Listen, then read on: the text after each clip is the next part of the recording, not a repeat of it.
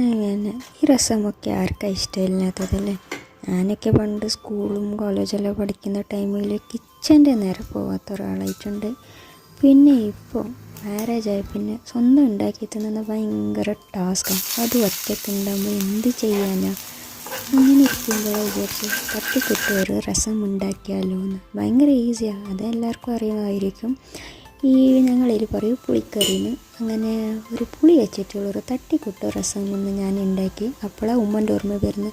ഉമ്മ പെരലുണ്ടാകുമ്പോൾ ടേബിളിൻ്റെ അടുത്ത് എല്ലാം വെച്ച് തരും. അപ്പോൾ ടൈമിന് തിന്നാൽ പോകാൻ ഇരിക്കാം ഇത്രയായിട്ടുണ്ടാകും. പക്ഷേ ഇപ്പോൾ അങ്ങനെയല്ലല്ലോ, സ്വന്തമായിട്ട് ഉണ്ടാക്കണം കഴിക്കണം. ഭയങ്കര മടി പിടിച്ചൊരു കാര്യമാണ് ഈ ഉച്ചക്കത്തേത് എന്തെങ്കിലും ഉണ്ടാക്കി തിന്നാന്ന് പറയുന്നത്.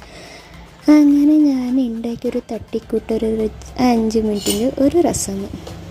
അങ്ങനെ ഈ രസമും കൂട്ടി ഞാൻ എൻ്റെ ചോറും വെച്ച് കിടന്നുറങ്ങി.